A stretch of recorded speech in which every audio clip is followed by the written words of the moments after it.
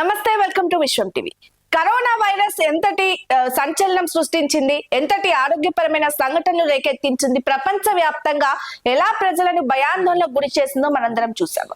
Corona లాంటి మరో మహమ్మారి దేశంలో వచ్చే అవకాశం ఉందా అంటే శాస్త్రవేత్తలు ప్రస్తుతం అవునని అంటున్న పరిస్థితి. దీనికి సంబంధించినటువంటి అప్డేటెడ్ నిజంగానే కరోనా లాంటి మరో మహమ్మారి ప్రపంచ దేశాలను మరోసారి భయభ్రాంతులకు గురి చేసే అవకాశం ఉందా?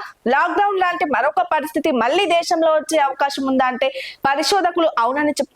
మరి దీనికి సంబంధించి ఆ కొత్త వైరస్ ఎక్కడ కనుగొన్నారు, ఎవరికి ఇది సోకే అవకాశం ఉంది, అసలు ఎవరి ద్వారా ఈ వైరస్ వస్తుంది, దానికి సంబంధించినటువంటి అప్డేట్ చూద్దాం. ప్రస్తుత మానవ యుగంకి సంబంధించి కరోనా వచ్చినప్పటి నుంచి ఎంతో మంది ప్రజలు భయాందోళనకు గురైన పరిస్థితులను చూస్తున్నాం. అంటే కరోనా 19 వేవ్ తో లాక్డౌన్ పరిస్థితిని కూడా మనం చూస్తాం. ప్రపంచం అంతా కూడా ఒక దగ్గర ఆగిపోయిన పరిస్థితి, స్టాక్ మార్కెట్ల వంటివి కూడా మొత్తానికి పడిపోయిన పరిస్థితి, కేవలం ప్రాణాలు దక్కితే చాలు అని ప్రజలు అనుకున్న పరిస్థితి కూడా మన ప్రపంచంలో వచ్చింది. మరి మరోసారి H5N5 పేరుతో మరో వైరస్ ని కూడా పరిశోధకులు కనుగొన్నారు. దీనికి సంబంధించిన పూర్తి వివరాలు, అసలు ఎక్కడి నుంచి ఆ వైరస్ వస్తోంది, ఎవరెవరికి ఇది అంటే అవకాశం ఉంది, ఎటువంటి జాగ్రత్తలు తీసుకుంటే ఇది రాకుండా ఉంటుంది అనే విషయాలని ఇప్పుడు తెలుసుకుందాం. అమెరికాలో ఇటీవల జరిపిన పరిశోధనలో ఒక వృద్ధుడికి ఒకలాంటి వైరస్ వచ్చినట్టుగా కూడా డాక్టర్లు చెప్పారు. మరి ఆ వైరస్ ని టెస్ట్ చేస్తే అది మామూలుగా వచ్చినటువంటి జంతువుల నుంచి మానవుల నుంచి వ్యాపించకపోయినా గానీ జంతువుల నుంచి కోళ్ల ఫామ్ల నుంచి కూడా ఈ వైరస్ వచ్చినట్టుగా కూడా శాస్త్రవేత్తలు చెప్తున్నారు. అంటే మనిషి నుంచి మనిషికి ఈ వైరస్ సోకకపోవచ్చు, కానీ జంతువుల నుంచి మనుషులకు వచ్చే అవకాశం ఉన్నట్టుగా కూడా తమ పరిశోధనలో తేలినట్టుగా కూడా శాస్త్రవేత్తలు చెప్తున్నారు. అంటే ఏ జంతువుల నుంచి ఈ వైరస్ మనుషులకి సోకే అవకాశం ఉంది, ఎక్కడెక్కడ జరిగిందనే చూద్దాం. ప్రస్తుతం అమెరికా దేశంలోని వాషింగ్టన్ రాష్ట్రంలో కూడా మొదటగా ఈ వైరస్ ని కనుగొన్నారు.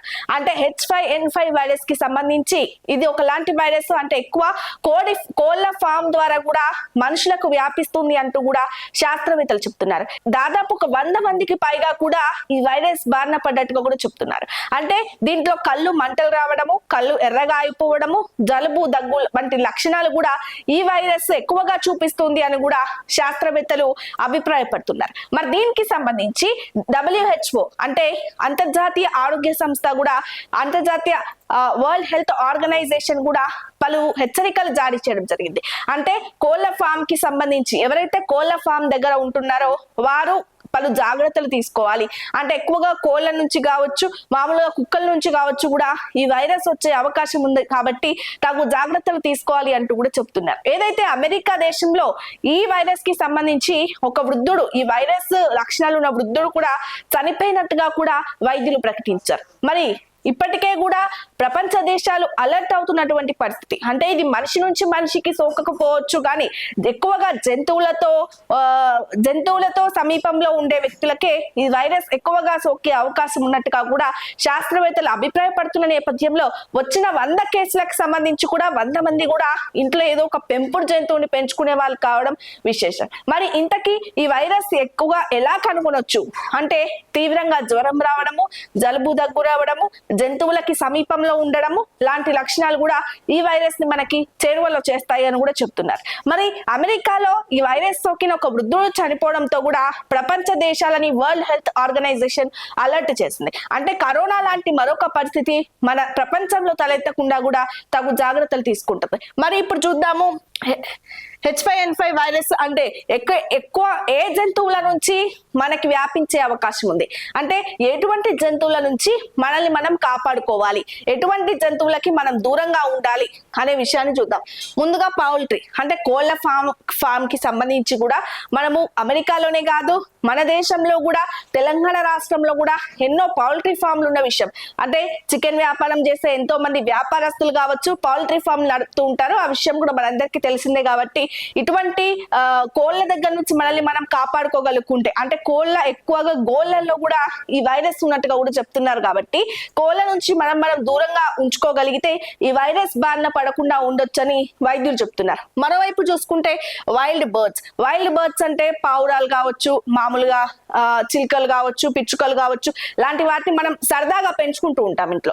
అంటే కొన్నిసార్లు వాటిల్లో కూడా ఈ H5N5 వైరస్ ఉండొచ్చు కాబట్టి వాటికి కూడా మనం కొంచెం దూరంగా ఉండాలి అని చెప్పేసి మాత్రం శాస్త్రవేత్తలు మరియు వైద్యులు చెప్తున్నారు. మరోవైపు చూసుకుంటే కౌస్, అంటే ఎవరైతే ఇంట్లో ఇటు కౌ ఫార్మింగ్ చేస్తారు కావచ్చు, లేకపోతే డైరీ ఫార్మింగ్ చేసే వాళ్ళు కావచ్చు, వాటికి కూడా కొంచెం మనం దూరంగా ఉండడం వల్ల ఈ వైరస్ మనకి అంటుకోకపోవచ్చు అని కూడా చెప్తున్నారు. మరోవైపు క్యాట్స్, అంటే పిల్లులకు కూడా కొంచెం దూరంగా ఉండడం వల్ల వాటిని అంటే పెంచుకోకపోవడం వల్ల కూడా పడము అని కూడా శాస్త్రవేత్తలు చెప్తున్నారు. మరోవైపు చూసుకుంటే హ్యూమన్, అంటే మనిషి నుంచి మనిషికి ఈ వైరస్ సోకే తీవ్రత తక్కువ ఉన్నప్పటికీ కూడా కొంచెం మనల్ని మనం ప్రొటెక్ట్ చేసుకోవడం వల్ల కూడా ఒకరి నుంచి ఒకరికి రాకుండా ఉండొచ్చు అని కూడా శాస్త్రవేత్తలు మరియు వైద్యులు చెప్తున్నారు. ముఖ్యంగా అమెరికా, అంటే ఇప్పటికీ మన దేశానికి రాకపోయినప్పటికీ కూడా అమెరికాలో వాషింగ్టన్ లో కూడా పలు కేసులు నమోదైన నేపథ్యంలో వరల్డ్ హెల్త్ ఆర్గనైజేషన్ ప్రపంచ దేశాలకి కూడా అలర్ట్ జారీ చేస్తుంది. అంటే కోవిడ్ మహమ్మారి లాంటి మరో మహమ్మారి మన దేశానికి ప్రవేశించకుండా ఉండడానికి